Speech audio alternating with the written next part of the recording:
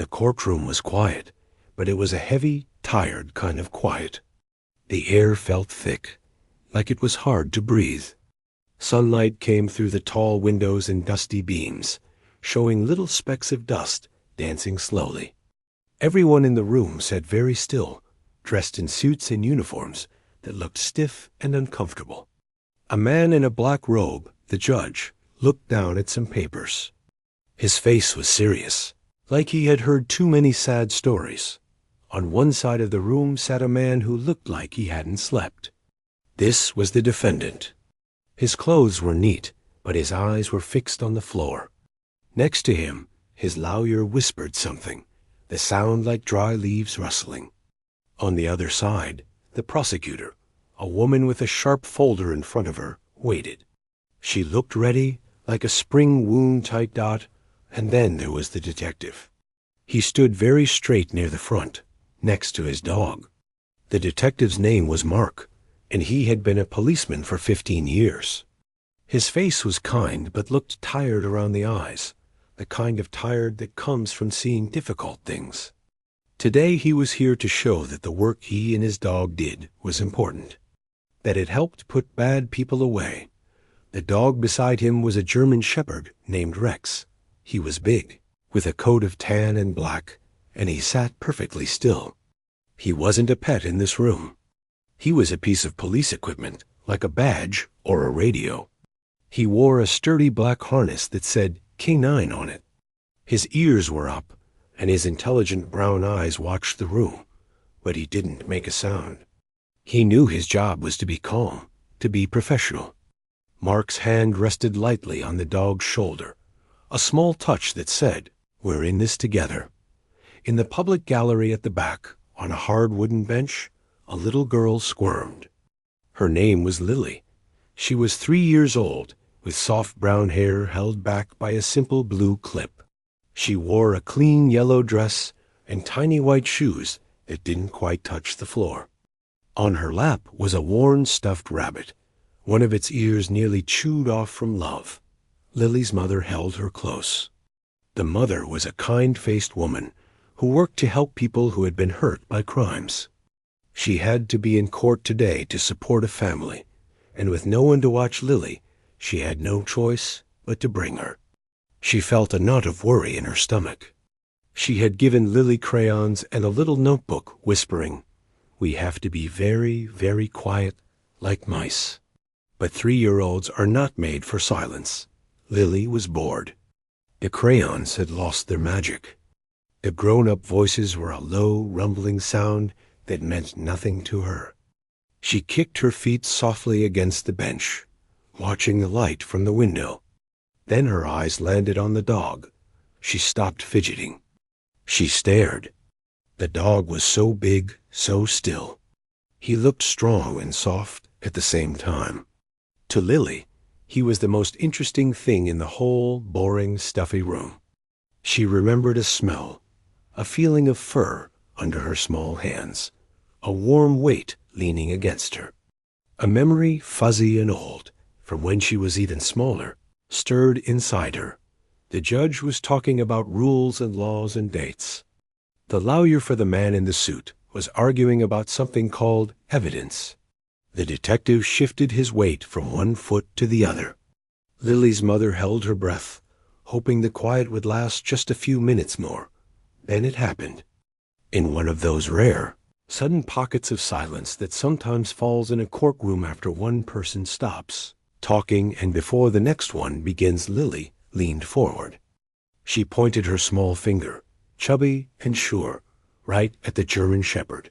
Her voice was not a whisper. It was the clear, bright, carrying voice of a child who doesn't know about courtroom rules. "That's Max." The sound seemed to bounce off the wood-paneled walls. Every head turned. The prosecutor paused with her mouth open. The defense lawyer's eyebrows shot up towards his hairline. The man on trial looked up, confused by this new, strange sound. The judge peered over his glasses, his gaze traveling from the little girl to the dog and back again. Mark, the detective, felt his whole body go stiff. A cold feeling rushed through him. Asterisk Max?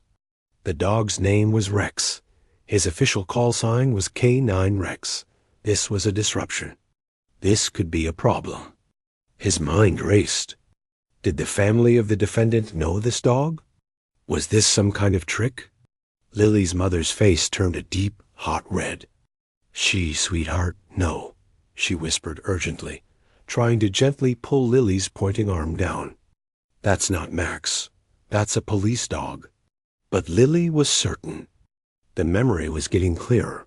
Not a full picture, but a feeling as solid as the bench beneath her. She saw the shape of the ears, the way the dog held its head. She remembered burying her face in fur, just that color. She didn't understand harnesses or courtrooms. She just knew what she knew. She pointed again, her tiny finger unwavering. Her voice, still loud with the pure truth of a child, filled the silent room a second time.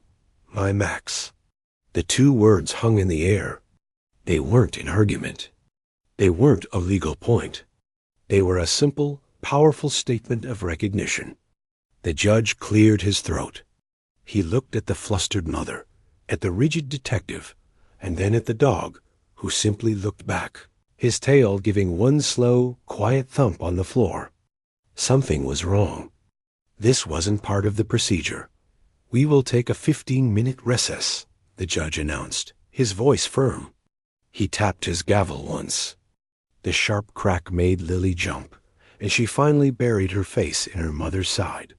Suddenly shy from all the eyes looking at her dot, as people began to stand and murmur in low, confused voices, Mark looked down at Rex, or was it Max?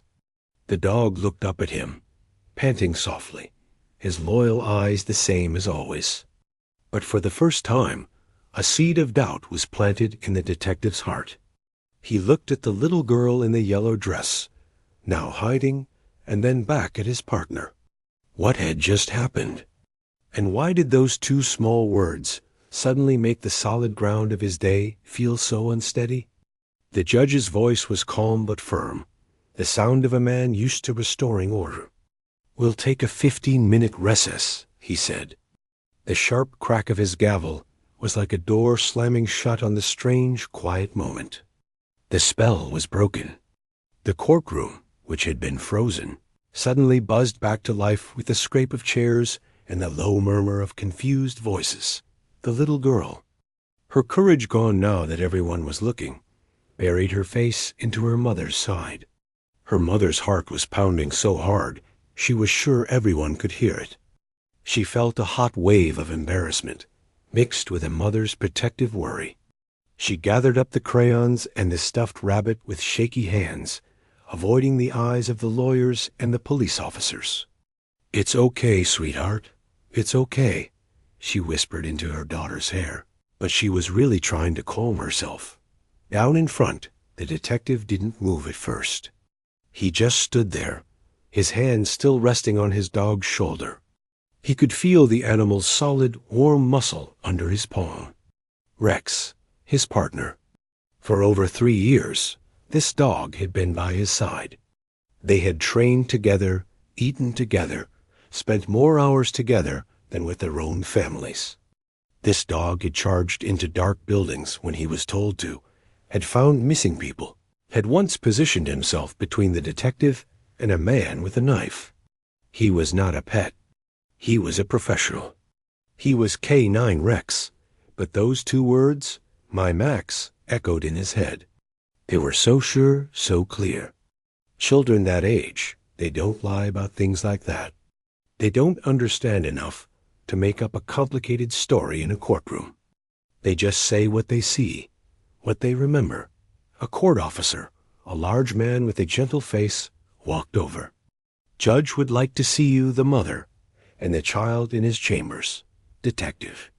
Just for a quick word. The detective nodded, his jaw tight. Come, he said to the dog, and the command came out rougher than he meant it to. The dog fell into step beside him, a perfect heel. They walked out of the courtroom, the sound of the dog's nails clicking on the polished floor. The little girl and her mother followed, the mother holding the child's hand tightly. The judge's chambers were a quieter, smaller room.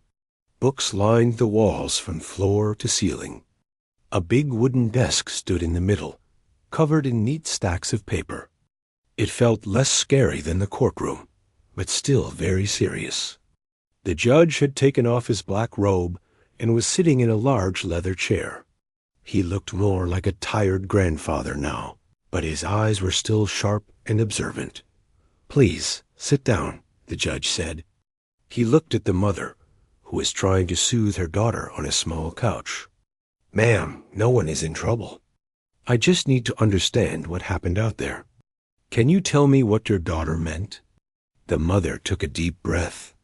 Her voice was shaky at first. "Your Honor, I am so sorry for the interruption. It's just—" She saw the dog and got confused. She smoothed her daughter's hair. "Our family dog, a German shepherd. He was stolen from our backyard. It was almost 2 years ago. She was so little then, not even 2. We looked everywhere. We put up flyers. We called the shelters. We filed a police report. We never found him. His name was Max." She said the last part so softly it was almost a whisper. The room was silent. The detective, standing stiffly by the door with his dog, felt a cold knot form in his stomach. Stolen. 2 years ago. The timeline clicked into place in his head with a terrible logical sound. K-9 Rex had come to the police department a little under 2 years ago. He was a found dog, picked up wandering on the outskirts of the county. No microchip, no collar. He was in good health, smart, and had a strong drive to work. The animal shelter, after holding him for the required time, had offered him to the police K-9 unit for evaluation. He had been the best of the bunch.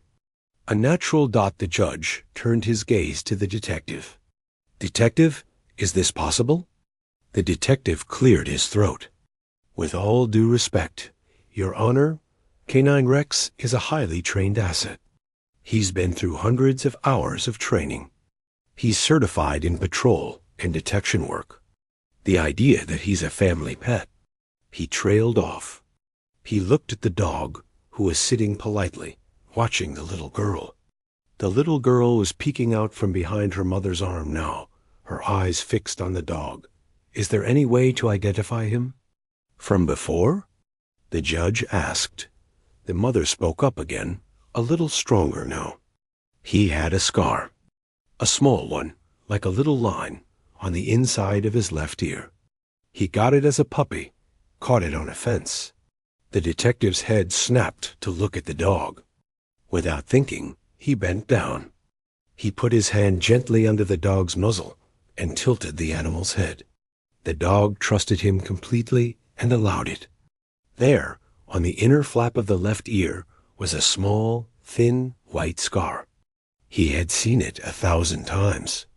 He had always assumed it was from his early patrol work, maybe from chasing a suspect through bushes. He had never thought twice about it. His fingers found something else, something he had never really noticed, because it wasn't important for a police dog. Right near the scar, almost invisible against the dark skin of the ear, was a tiny, faded set of numbers and letters. A tattoo. It was so small you would never see it unless you were looking for it. "He has a tattoo," the detective said, his voice hollow. "Here, inside the ear." The mother let out a small sound, like a gasp choked back. She put her hand over her mouth. Her eyes filled with tears. "The shelter. They said they tattoo all the dogs they adopt out for identification. It was so small. We almost didn't do it." The judge leaned forward, resting his elbows on his desk. "I think we need to make a phone call." The court officer used the phone on the judge's desk. He called the county animal shelter. He asked for records of a lost German shepherd, male, from about 2 years prior, reported stolen, with a specific tattoo number. He read the numbers from the dog's ear. They waited. It was maybe the longest 5 minutes of the detective's life. He looked at the dog. The dog looked back at him, his tail giving a soft, uncertain wag. He looked at the little girl. She had crept a little closer, her stuffed rabbit dangling from her hand. The court officer hung up the phone. He looked at the judge, then at the mother, then at the detective. His face said everything. "The records match," the officer said quietly. "The dog reported stolen is the same one the shelter processed and later transferred to the police K-9 unit. His name was originally Max."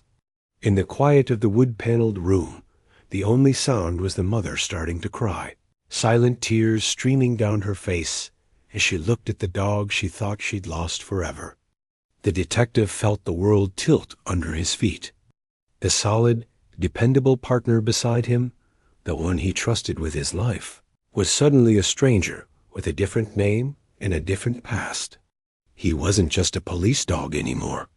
He was also a little girl's lost friend, sitting in the middle of the judge's office. The room was completely silent after the court officer said those words. It was a thick, heavy silence, full of things that couldn't be said. The mother's quiet crying was the only sound. She kept looking at the dog, her eyes wide with a pain and a hope that were 2 years old. The detective felt like the floor had disappeared from under him. He looked down at the dog at Max. The dog looked back up at him, his tongue lolling out in a simple, panting smile. He had no idea his whole world had just been turned upside down. He just saw his handler, the person he trusted most. The judge let out a long, slow breath. He took off his glasses and rubbed his eyes. This was not in any law book. This was a human problem, tangled up in a legal one. "Well," he said, his voice softer now, "this is a situation." He looked at the mother. "Ma'am, I am so very sorry for what you and your family have been through. It's clear there was a terrible mistake." Then he looked at the detective, who was standing as still as a statue. "And detective, I understand this is a shock for everyone." The detective finally found his voice. It came out rough. "Your Honor, with respect, this dog is a sworn member of the force. He's not just an animal. He's a tool, a partner. He's been in dangerous situations. His training." He stopped because the little girl had taken another small step forward. She was staring at the dog's ear, where the detective's fingers had been a moment before. She pointed again, but this time her voice was a tiny whisper. "Max's boo-boo." She remembered the scar from when he was a puppy. The memory wasn't a story someone told her. It was her own.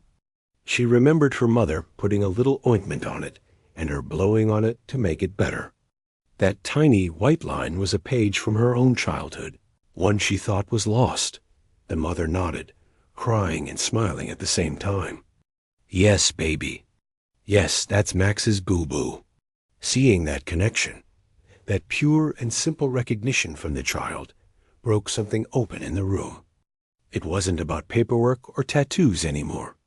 It was about a little girl and her dog. The judge stood up. "We need to pause the hearing for the day. This needs to be resolved outside of this courtroom." He gave instructions. The detective was to take the dog, he still couldn't think of him as, Max back to the police station and report this to his superiors. The mother was to go home, gather any proof she had, old photos, vet records, the original police report for the theft.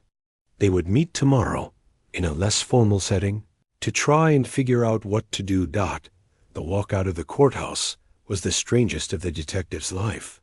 The dog walked perfectly beside him, as always. But every person they passed, the detective wondered, asterisk, are they looking at a police dog or a stolen pet? He felt like he was walking a ghost. Back at the police station, the news spread fast. It was a small department. The other K-9 handler, a woman with 10 years of experience, came over as soon as she heard. The detective was in the small locker room, just sitting on a bench, staring at the dog who was drinking noisily from a water bowl. "Is it true?" the other handler asked, her voice low. The detective just nodded. He told her everything: the little girl's words, the scar, the tattoo, the shelter's confirmation. She let out a low whistle. "Oh man, that's a tough one." She crouched down and looked at the dog. "Hey, buddy, you've been living a secret life." The dog, finished with his water, came over and nudged her hand for attention. He was the same dog he'd always been. Loyal, friendly, strong. "What are they going to do?" she asked. "I don't know," the detective said, running a hand over his face. "He's my partner. He's saved my back more than once. The department has over $20,000 in training and care invested in him. He's a working dog. He's not a house pet." His colleague was quiet for a moment. "But he was a house pet first," she said gently. "And a little girl just got her best friend back from the dead." That night, the detective couldn't sleep. He lived in a small, quiet house. The dog, who usually slept on a special bed in the corner of the bedroom, was curled up there now, sighing in his sleep. The detective got up and went to the kitchen. He made a cup of tea and just sat at the table in the dark. He thought about the dog's skills. He thought about drug sniffs and building searches. He thought about the command FAS, which meant to bite and hold. This was not a dog who played fetch in a backyard. This was a dog with a job, a serious job. Could he just stop? Would he be happy? Would it be fair to him, or to the family, to have a weapon living in their home? But then he thought about the little girl's face, the absolute certainty in her voice. My Max. He thought about the mother's tears. They hadn't just lost a dog. They'd had a member of their family stolen. The dog hadn't run away. He was taken. He also thought about himself. The quiet house was too quiet. The dog was his companion. After long, hard days, it was just the two of them. The dog listened without judgment. He was a piece of stability in a chaotic job. The idea of coming home to an empty house made his heart feel like a stone. The next morning, they all met in a quiet meeting room at the police station. It was less scary than the courthouse, but the tension was still there. The mother was there with a folder of papers. She had pictures, a puppy picture of Max chewing on a slipper, picture of him with the little girl when she was just a baby, sitting in his fur. She had the vet records and the copy of the old police report for the theft. The police chief was there, a serious man with gray hair. The judge had asked to be kept informed. The detective stood in the corner with the dog. Seeing the photos was like a punch. There was no doubt. The puppy in the picture had the same intelligent eyes, the same shape to his face. It was him. The detective had to look away. The chief listened to everything. He looked at the proof. He sighed. "Legally," he said, "the dog is your property, ma'am. He was stolen. The fact that he ended up here was an honest mistake by the shelter, but it doesn't change that. We have to give him back to you." The mother's face filled with a relief so bright it was painful to see. But then the chief continued, his voice kind but firm. "But I have to be honest with you. This is not the same dog that was stolen. He is a highly trained police canine. His instincts are to work, to search, to protect. He responds to commands in German. He has a drive that was channeled into this job. Putting him in a home, it might not be safe. It might not be fair to him. He could become frustrated, anxious. He's not a pet anymore." The mother's smile faded. She looked from the chief to the serious dog in his harness, to her own happy puppy pictures. The detective saw the conflict on her face. She wanted her family back, but she was also a mother. Would this dog, this police dog, be safe around her daughter now? The room was stuck. The law said one thing, love said another, and the well-being of the dog said something else entirely. The little girl, who had been sitting quietly coloring, looked up. She saw everyone's sad and worried faces. She slid off her chair, walked over to the dog, and without fear, laid her small head gently against his side. The dog lowered his head and sniffed her hair. Then very slowly, he licked her cheek dot. It was a simple, gentle gesture. Not from a police dog to a citizen, but from a dog to a child he somehow, deep in his bones, still remembered. And in that moment, the detective, watching them, felt the hard knot in his chest begin to loosen, just a little. The answer was in the room. It wasn't going to be simple, and it wasn't going to be easy, but it was there. They just had to be brave enough to see it. The sound in the room changed after the dog licked the little girl's cheek. It wasn't just quiet anymore. It was a soft, waiting kind of quiet. The mother let out a small breath she'd been holding. The police chief's stern face softened, just for a second. The detective felt something heavy shift inside him. The little girl giggled. It was a tiny silver bell of a sound in the tense room. She wrapped her small arms as far as she could around the dog's neck in a clumsy hug. The dog, this serious working animal, just stood there and allowed it. His tail gave a slow, heavy, uncertain thump on the floor.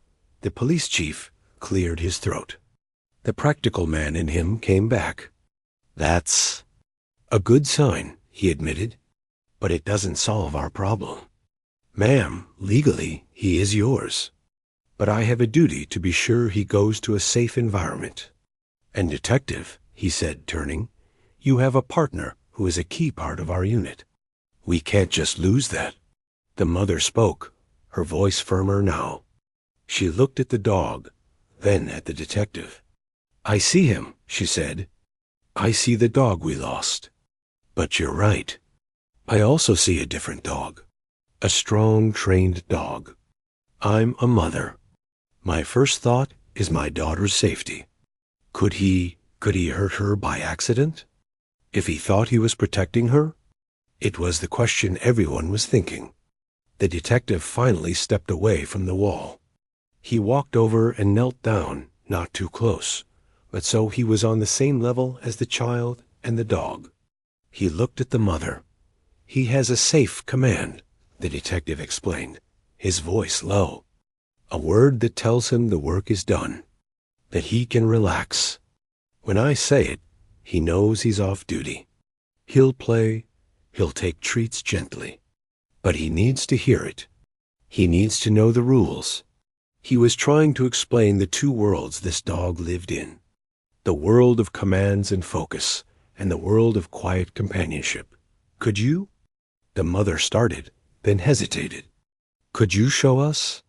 Could you tell him that word now? The detective looked at the chief, who gave a slow nod.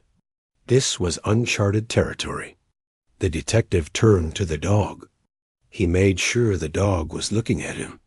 He used the German command for sit. The dog's posture snapped to attention immediately, his rear hitting the floor, his eyes locked on his handler. He was all business. See? The detective said, a sad pride in his voice.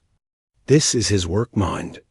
Then he said another word, soft and long. It wasn't German. It was an English word he had chosen himself years ago. The effect was instant. The dog's body seemed to melt. The tight muscles in his shoulders loosened.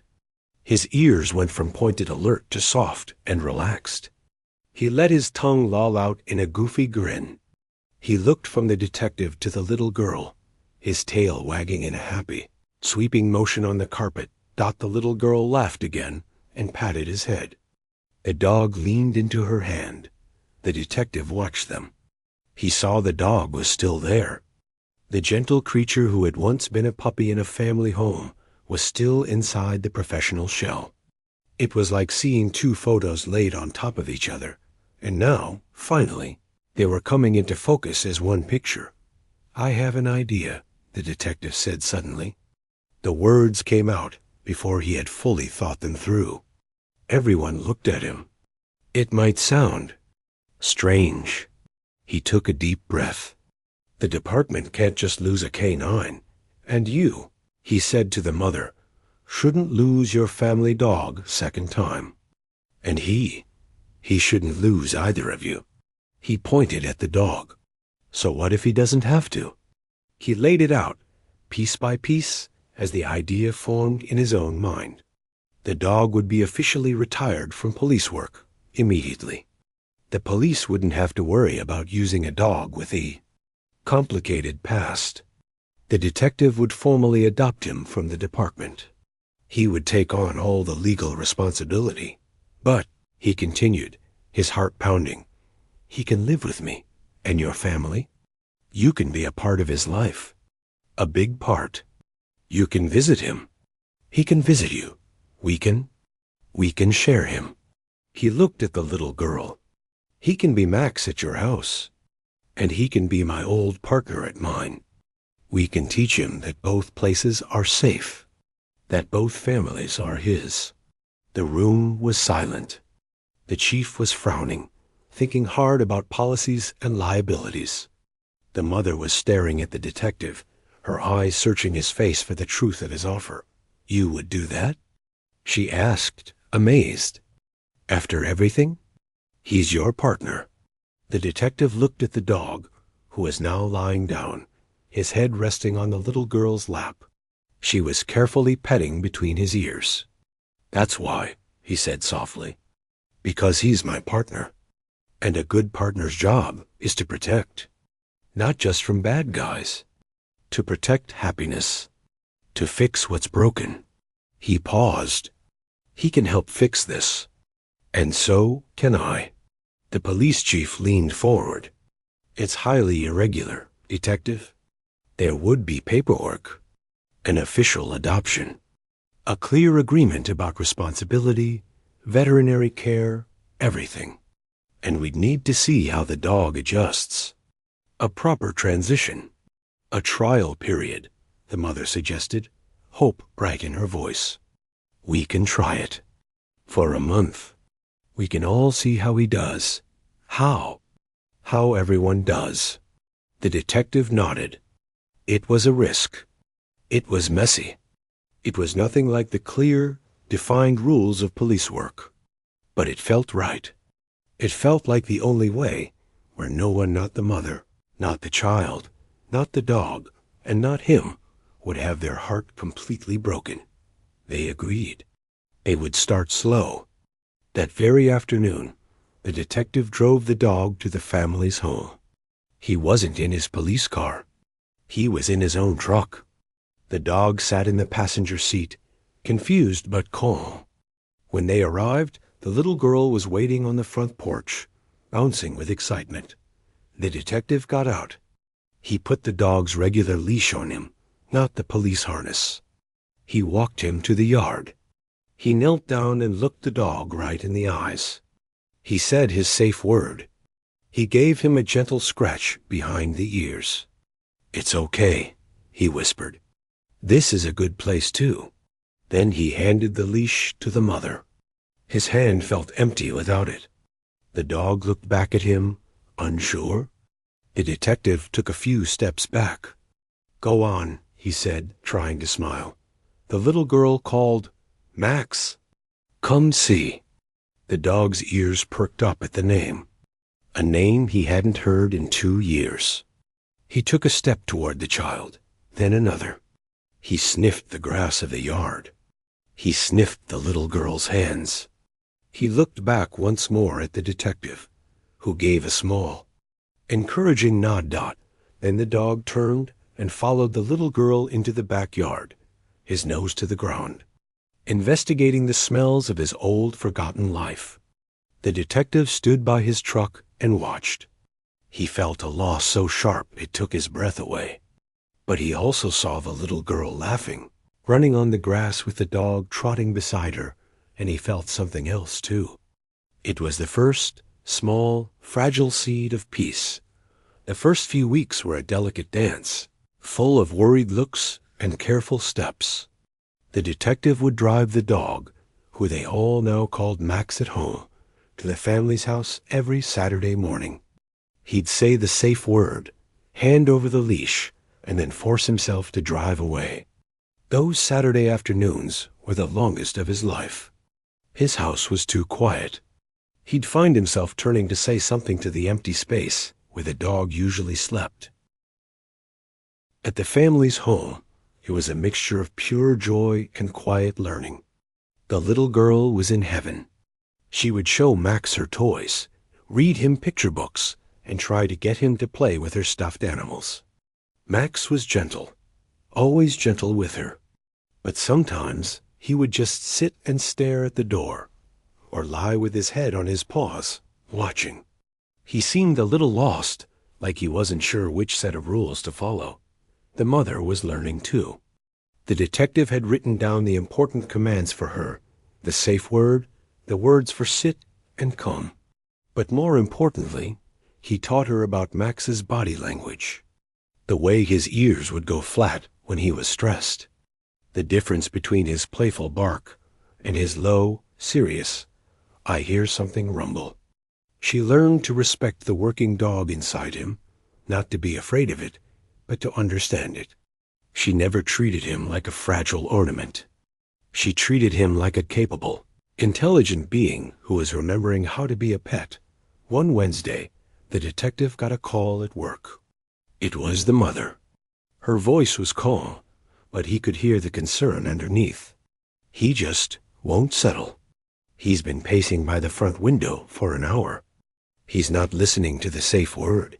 He seems worried. The detective felt a strange pull in his chest. Not jealousy, but responsibility. I can come by after my shift, he said. That evening, he didn't ring the bell. He just pulled into the driveway. The moment his truck door shut, a frantic barking erupted from inside the house. Max's deep, I'm on duty, bark. The mother opened the door, and Max burst out. He didn't jump on the detective. He ran straight to him, pressed his whole body against the detective's legs, and let out a huge, shuddering sigh. Then he looked up, his eyes saying everything. Asterisk, there you are. I was keeping watch, but now you're here. Asterisk, the detective crouched down and rubbed the dog's shoulders. It's okay, buddy. I'm here. He looked at the mother over the dog's head. He wasn't worried about here. He was worried about me. He's used to being with me, at work, keeping an eye on things. He didn't know where I was. It was a turning point. They realized Max wasn't being divided. He was trying to expand his heart to hold both families. But he needed to know both parts of his world were connected. So they changed the routine. The detective started coming over not just to drop off, but to stay for a little while. He'd have a cup of coffee with the mother while the little girl played in the yard with Max. He'd give the commands sometimes. The mother would give them at others. Max learned to listen to both voices. The detective also started bringing Max to the police station, sometimes on his days off, just to visit, to let him smell the familiar smells and get a pat on the head from the other officers. So he didn't feel that part of his life was just gone. The official 1-month trial came and went. No one even mentioned it ending. It just became their new, slightly messy, normal. Then came the day of the big storm. It was a Sunday, and the detective was at home. The wind howled, and thunder cracked so loud it shook the windows. His phone rang. It was the little girl. She was crying hard, her words difficult to understand. Max is scared. He's hiding and he's shaking and he won't come to me. The detective's heart ached. Thunderstorms. The dog had never liked them, not even during his police training. In the past, he'd always sought out the detective, pressing close to him until the storm passed. Put your mom on the phone. Sweetheart, he said softly. He told the mother where Max's favorite hiding spot was the small. dark space behind the couch in the detective's own house. He told her to sit on the floor nearby, to talk to him in a calm, low voice, and to just wait. 20 minutes later, she sent him a picture. It was a photo taken from above. She was sitting on the living room floor, leaning against the couch. Max had crept out. His head was not in his safe spot, but in her lap. The little girl was curled up asleep against his back, her arm draped over him. All three of them were together on a blanket. Writing out the storm dot, the caption read, "We're okay." The detective looked at the photo for a long time. He felt that last, hard piece of worry inside him finally let go. Max wasn't just safe with them. He was comforted by them. And they were comforted by him. The circle was complete. The formal adoption papers were signed a week later. The dog was legally the detective's, but the word ownership never felt right to any of them. It was more like a promise dot now. Max lives a life with two hearts. He spends weekdays with the detective, going for long walks in the woods, being a quiet companion in the peaceful house. On weekends and many evenings, he is at the family's home, a gentle giant patiently enduring tea parties and guarding the backyard from squirrels. The little girl draws pictures of my Max and my friend the policeman. The detective and the mother have become unexpected friends, bonded by their love for this animal who bridges two worlds. Sometimes, on a quiet evening, the detective will take Max for a ride. They might drive past the courthouse. The dog will sit up in the passenger seat, looking out the window at the big stone building, his ears alert. The detective will reach over and put a hand on his fur. "Good job, partner," he'll say quietly. And then he'll add, with a soft smile, "Good job, Max." And the dog, hearing both of his names, both parts of his life acknowledged, will simply thump his tail once against the seat, content. He is home, not in one place, but in the shared, generous hearts of the people a little girl's two words, spoken in a silent courtroom, somehow managed to bring together. The startling thing wasn't the discovery, but the solution, not a division, but a multiplication of love.